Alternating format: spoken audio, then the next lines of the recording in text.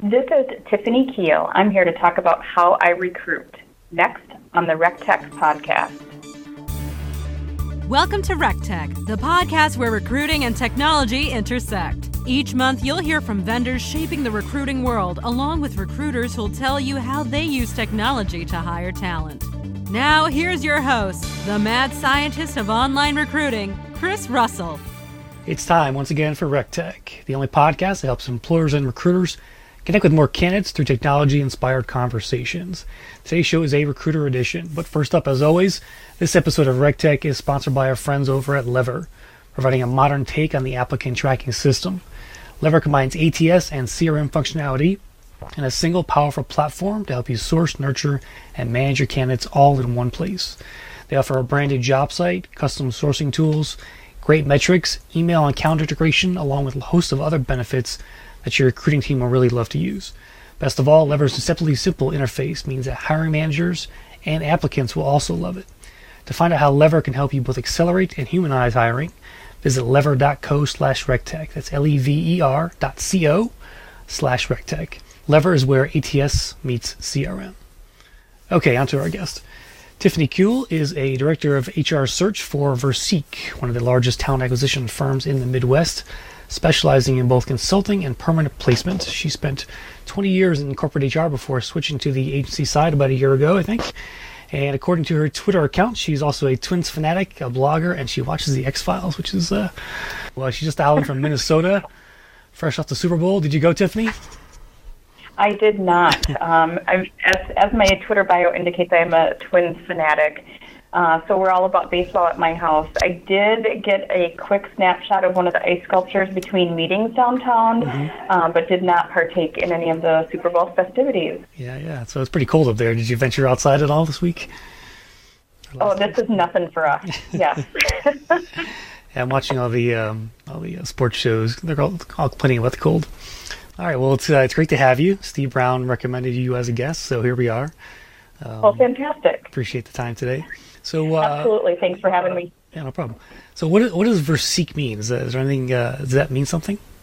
It does, and it's actually a made-up word. So several years ago, the owners of the organization, they were in partnership with a couple of other owners and have since parted ways and created two different search firms here in the Minneapolis-St. Paul market.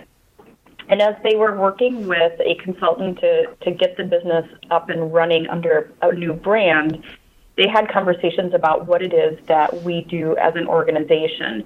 So they took the two words, as a result of that conversation, they took the two words versatile and unique and put them together to create Verseek. Yeah. And what makes us versatile and unique is the fact that we have multiple disciplines or multiple practice areas. Mm-hmm. And within those practice areas, Chris, we have individuals, much like myself, who have been practitioners in a corporate environment. So different than a lot of firms that I've worked with on the corporate side as a user, where you've got career recruiters or people that have been pulled right out of college and asked to be put on a phone and make as many calls as they can in a day.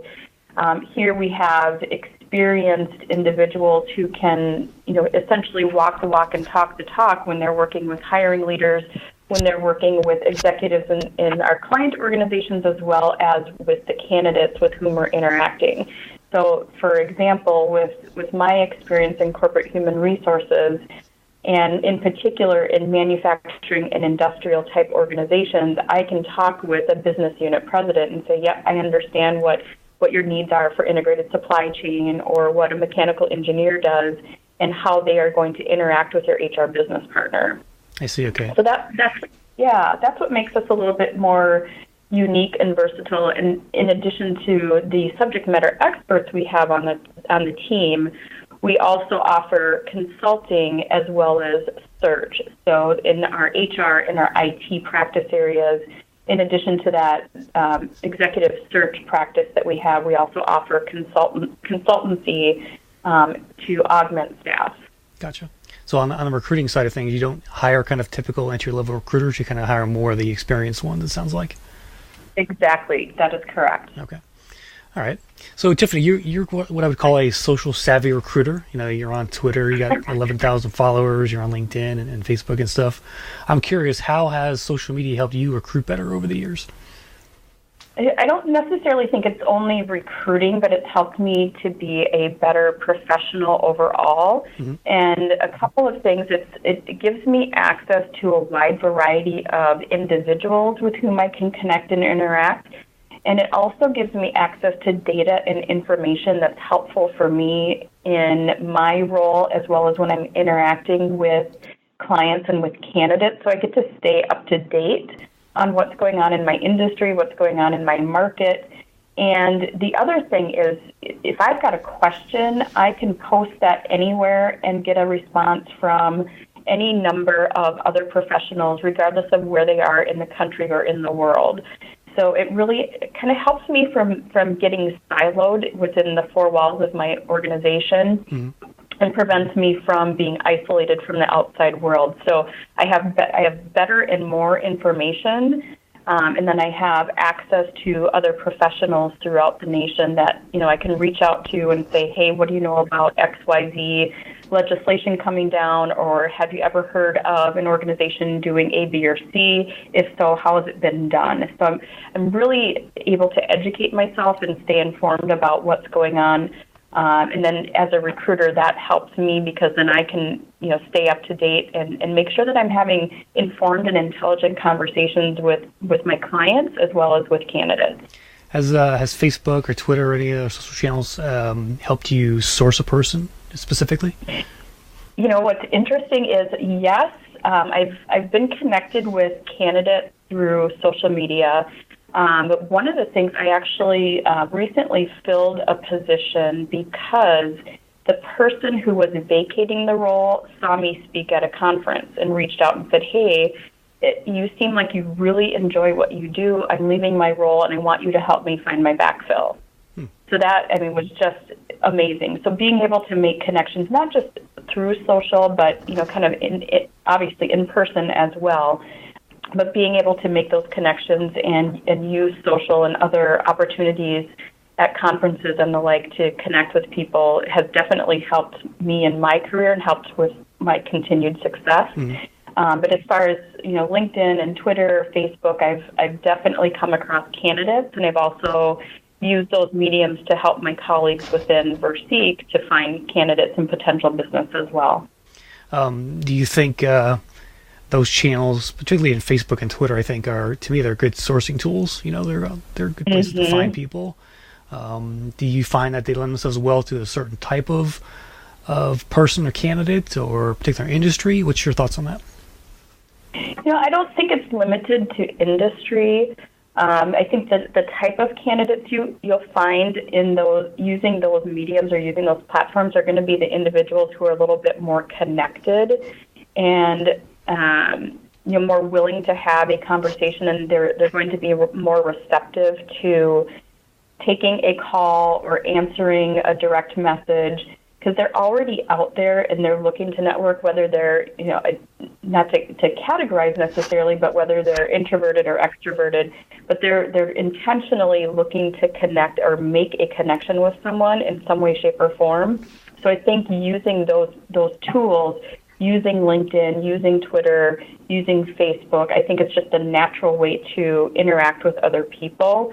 So I think it is a good way to source individuals, even if it's the socialization of an opportunity, and you're not necessarily directing it at someone, mm-hmm. but you're posting it out there, and then you've got a colleague who says, "Hey, I know someone." So they are really good tools for advertising, whether it's bolstering myself as a recruiter or my business or a particular opportunity, but it gets noticed, and whether it garners, someone who's a direct connection, or if it gets to my direct connection and they then in turn share it with someone they know. It's just that classic networking, just using different tools to do it. Yeah, I think if you're a recruiter today and you're not on social media, at least, one or two of the channels, using it for just spreading the word and, sourcing, I think you're missing out. So appreciate that. Oh, exactly. So let's talk tech a little bit. What's your ATS, first of all, there at Verseek? What do you guys use? So we are using Bullhorn as our applicant tracking system / CRM, customer relationship management system. We were, when I started about 3 years ago here, we were using MaxHire, and MaxHire was acquired by Bullhorn, so now we've got Bullhorn as our database. Gotcha. Just general thoughts on Bullhorn. How do you like it? I think it has some really great capabilities, and like any applicant tracking system, I've used a couple. Yeah, I've used Taleo, and way back when I used Hire.com, and I think they were acquired by PeopleClick, which is now PeopleFluent, or I'm not sure how that goes. SuccessFactors, which is now an SAP company. The more complex you make it, or the more customized you make your system, the more difficult it's going to be when an upgrade is required. It can be just a complete nightmare when you're trying to, upgrade to the next level or the next iteration of a system. What I like about Bullhorn is, like any other applicant tracking system, you've got the search capabilities. You have the ability to post your jobs through the system. You can customize templates. You can direct email candidates right from the system. Marketing messages. We can create files and lists of our favorite candidates. So it really is, for our purposes as a search firm, it is a very, very nice tool. When it comes to using some of the other systems like Taleo Enterprise, then that's when it kind of gets a little bit tricky, because a lot of times companies think that they are absolutely unique and don't like to use the features that come with the system, so then they go forward and customize and try to make things specific to them. And like I said just a moment ago, when you do that, then it just makes it that much more difficult for you, for the team, for the end users when you try to upgrade. What about other tech tools in your HR stack? Do you use anything for onboarding, video interviews, stuff like that? Yeah, one of the things I like about some of the applicant tracking systems that are out there, like I've heard really good things about iCIMS. I've heard good things about Workday. We've got a lot of businesses in the Minneapolis-St. Paul market that are converting over to Workday, and I've seen presentations on it about just the variety of things that can be done. And then ultimately, once you've got enough data in there, you can start doing your analytics and then get into the predictive analytics for your talent management processes. So I really like that. And when I was using SuccessFactors, we did implement the use of the onboarding module. So I like it when you've got different pieces that you can tack on to kind of automate some of the manual processes that we have historically had within recruiting and HR. And that gives you more time to actually do the interaction face-to-face with an individual. So you can do your onboarding before they get there. And then once they're hired and they're in your building or they're logged into your system, then you can start talking about the company history. You can talk about what they're going to be doing, how they're going to be interacting with people. You can really talk about the meat of why you've hired them. So SuccessFactors with the onboarding, the requisition creation right in the applicant tracking system, and that can be routed to whoever needs to sign off on it. And then once you've got all of those modules up and running and you're using them effectively, you can extract the data that you need to then make sound business decisions regarding your talent, regarding recruiting, when a requisition needs to be created. If you have, if you've acquired a business and you're gonna need 5 more salespeople, and they have to start before January 15th because you have your sales kickoff on January 30th, then you have data to tell you when you need to start hiring those salespeople. So I really like when you've got a lot of information and you can compartmentalize it within your applicant tracking system. Any other personal tools that you use kind of make your day more efficient? Anything you want to mention? Well, interesting. Just something very basic, Chris, and that's my Outlook calendar. And with Bullhorn, we can sync information right into our calendar. So if I've got candidate meetings, client meetings, all of that goes right into my calendar.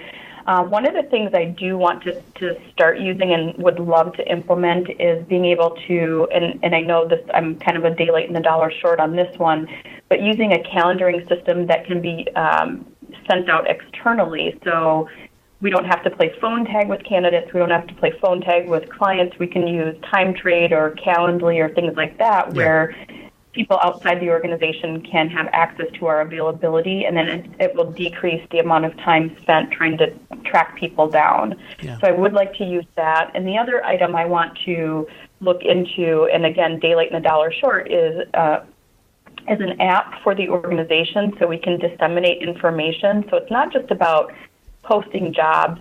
It's about, sharing what we're doing in our community. It's about, sharing our information, the blogs that we write, the things that we're doing as an organization. So having an app that candidates and clients can use so that we can then disseminate information and keep them informed about what we're doing. Interesting. So like just a company-specific mobile app for them?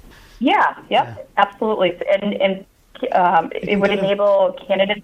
Yeah, they could apply to jobs right from the app, just like a lot of organizations are doing. Yeah. Clients can reach us directly through the app versus, having to log into their tablet or iPad or laptop. That's interesting. And there are some like do-it-yourself tools out there that you can basically take and make an app for yourself for a company or individual. That some of the maybe like an app. I think App Maker might be one, but I remember seeing some of these where you can push in like RSS feeds, so you can take your blog feed, take your job feed, things like that, and potentially put them in there. So if you do a search for like DIY mobile apps out there, there are some services that will let you build these things kind of on the fly. So cool. Just for the listeners out there, if you're interested in trying some of that stuff out. But yeah, it's a great idea. I think it's just taking the email to a new level. Really, that's a lot of firms are doing. Absolutely, yeah. Beyond just a newsletter example. So exactly. Good stuff.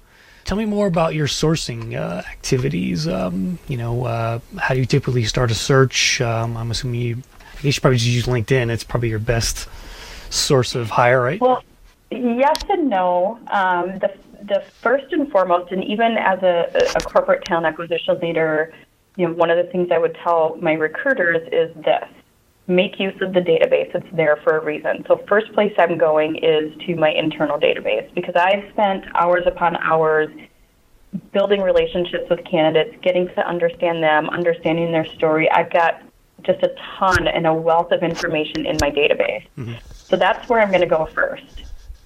Then I'm going to go to networking. And what I do with that, Chris, is I create a job profile. So when I'm working on a job, I've got a client working on their HR leadership role, I have a profile and I send that out to a handful of people that I think would either be interested or would know someone. So it's just really old school, old-fashioned networking. Hey, who do you know? I have a great opportunity. Here are a few bullet points on the role, and here's why I think people need to call me and talk with me about it. Mm-hmm. Then it's doing the job posting, then searching LinkedIn, posting on LinkedIn. The other thing and part of why I'm here at Verseek, it's one of our core values, is because of the collaboration. So we work well together across the multiple disciplines, the practice areas. But as far as sourcing goes, to your question, I will send that job to individuals on the team, and same with externally in my message, say, here's a job I'm working on, here's why it's cool. Who do you know? Who can you send this to that may have an interest? While I work on all of our HR searches, my colleagues are working with HR practitioners within their client companies, so they know, they possibly know HR people that I don't know in this market. Mm-hmm. So that would be the reason for sending that over to them. So it's the internal database, it's networking, the use of LinkedIn. I do post jobs on Twitter, I post them on LinkedIn. Sometimes I'll post them on Facebook as well, depending on the position and the location. Mm-hmm. And then asking for referrals. We posted into Facebook jobs itself, or? Nope, right on my wall. Your personal, okay. Yep. Gotcha. Yep, blasted out to my network. Gotcha. I was just thinking while you were talking about the sourcing stuff, what's your favorite, thinking back over the years, tell me one of your favorite creative sourcing stories, like That's a really good question. So I think of, and this isn't, it may have been creative for the time because it's kind of commonplace now, and that was, working for a financial services company and having to recruit for underwriters. Now, underwriters and maybe even it was just trying to understand what they do. So I sat down with the underwriting leader, the department head, and just said, help me understand what you guys do. Mm-hmm. And not knowing where to go to find the individuals, I went online and looked for underwriting associations and just picked up the phone and started calling people. And what was funny about that was a little while later, my manager pulled me aside and said,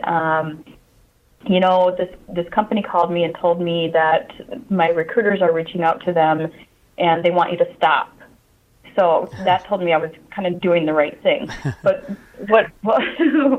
so, getting my hand slapped, but getting a pat on the back for doing my job. Right. But it was several years ago, so it wasn't like, someone said, oh, well, why don't you look for industries and associations?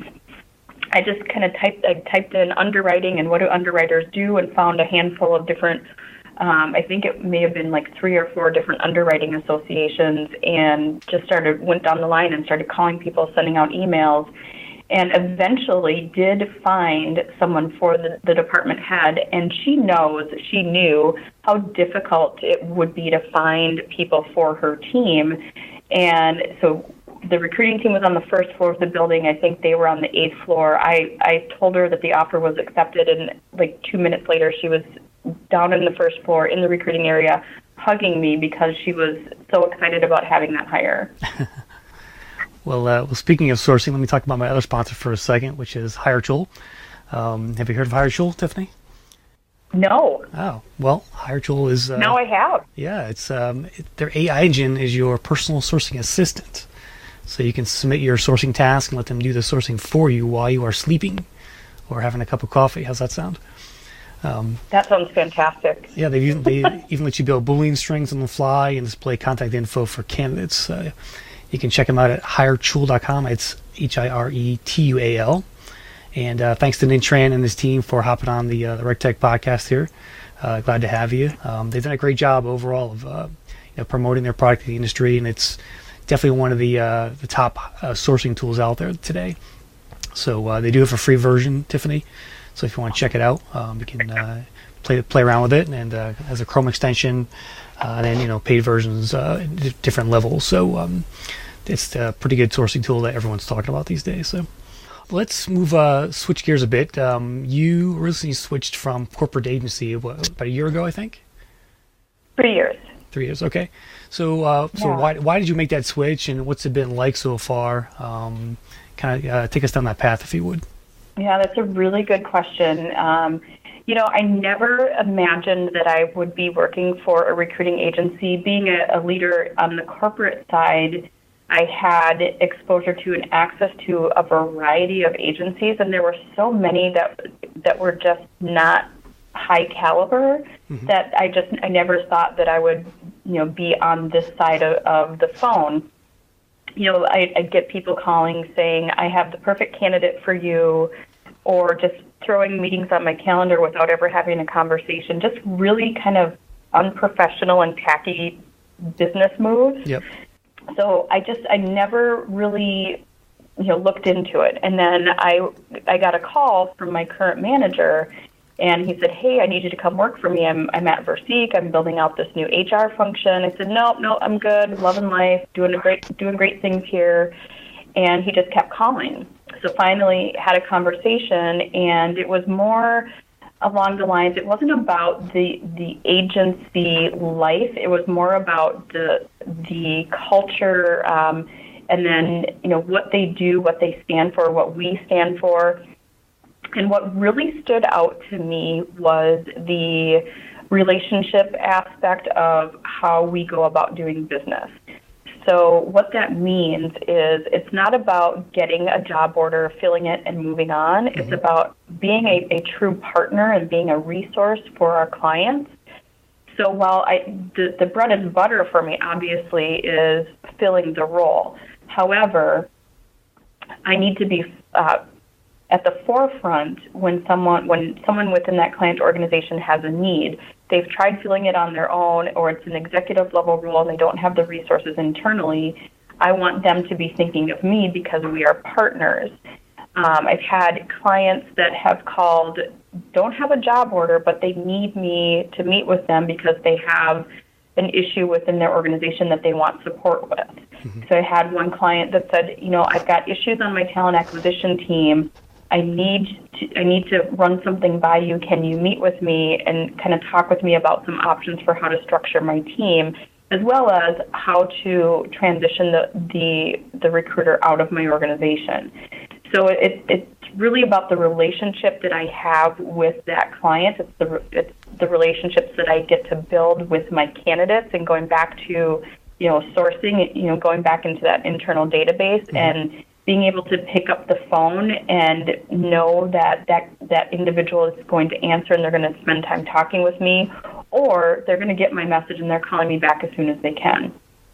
So the transition was really about having that conversation about why Verseek is different than a typical agency where people, all they're doing is trying to make as many phone calls as they can throughout the day. Yeah.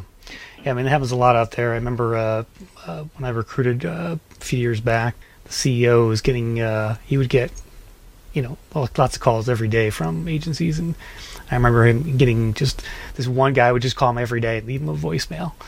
And he's like, I'm mm-hmm. never, I'm not going to, I don't use third-party recruiters, he says to me, but if I ever did, I'm probably going to call that guy. Right.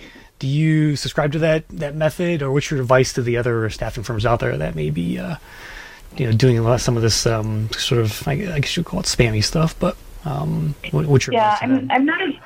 I'm not a huge fan of the spammy type messages. I want it to be personal because that's how I would want to do business. If I'm a talent acquisition leader, if I'm an HR leader, or even a hiring manager, that's how I want to do business. Is I want it to feel natural.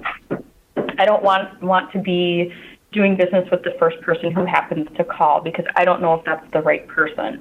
My advice to heads of HR, business leaders, heads of talent acquisition is to get ahead of it, get ahead of the need. So just like any plan or any strategy that you have within your organization, have a plan for what you're going to do when it comes to partnering with third parties. So do an RFP, get things lined up, get agreements signed prior to even having a need, so you don't lose time in your recruitment and selection process trying to vet recruiting agencies on the fly. So, reach out, find out who's out there that, get recommendations from colleagues, and then start having conversations with those third parties. So when other agencies do call you, you can also tell them, hey, I've already got my preferred suppliers. Well, and if you do an annual review or every other year review of those preferred suppliers, then you have a story, you have a message you can deliver to the individuals who do keep calling. Awesome. You going to any conferences this year? Yeah. I am. Yeah, I'm heading to New Orleans in April for Louisiana SHRM. Okay. Then back home here in the Minneapolis-St. Paul area with my local SHRM chapter, Twin Cities SHRM. They have their spring conference in May. Then I'll be over in Chicago in June for the SHRM annual conference. And my dear friend Erin Stevens and I will be speaking at the Ohio SHRM conference in September. And then I'll be hosting the Minnesota SHRM conference here in October as the state council director for Minnesota SHRM. So excited about all of those events. Love connecting with new people, going back to some familiar places, and continuing to learn and develop as a HR professional and recruiter. Awesome. And I'll be speaking with Erin tomorrow on the show. So it's great that you guys know each other. All right, yes, yeah, we do. Yep. All right, Tiffany, last question for you. What advice do you have for a recent graduate who wants to get into HR recruiting? The first thing, before even graduating, I think it would be helpful to have an internship or two. Volunteer. It doesn't have to be within an HR association. Not all campuses have an HR program or an HR association. But definitely try to set yourself apart by going through one or two different internships.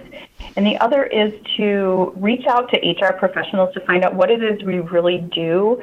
I think getting a day in the life of what goes on behind the scenes, the conversations that are had, the cool things that we get to do, that we get to participate in. I think having that knowledge and information beyond the textbooks is going to be critical as you're going out for interviews. Awesome. Well, we appreciate the time today, Tiffany. Thanks for joining me. Absolutely. Tell the listeners how to connect with you online. I can be found on LinkedIn as well as Twitter, and my Twitter handle is Tiffany Kuehl, and the last name is Kuehl. Key, okay. I was saying cool. Cool sounds better. That's quite all right. Yeah, right. Awesome. Well, again, Tiffany, thanks a lot. We'll link to you in the show notes, and appreciate the time today. Awesome. Thanks so much, Chris. I appreciate you having me on. That will do it for this edition of the RecTech Podcast. Thanks again to our sponsors. Remember, check out lever.co/RecTech and HireTool. You can subscribe to this show via iTunes, Google Play, SoundCloud, and now Stitcher Radio. Hey, if you like the show, please leave a review on your channel of choice. I'd love to see your feedback or mention us on social media with the hashtag RecTech. On the next show, I'll be speaking with corporate recruiter Aaron Stevens from Master Brand Cabinets. And follow me on Twitter at Chris Russell or visit rectechmedia.com, where you can find the audio and links for this show on our blog. Just a reminder, I'm a consultant that helps both HR tech firms and employers get more clients or candidates. Thanks for listening, everyone.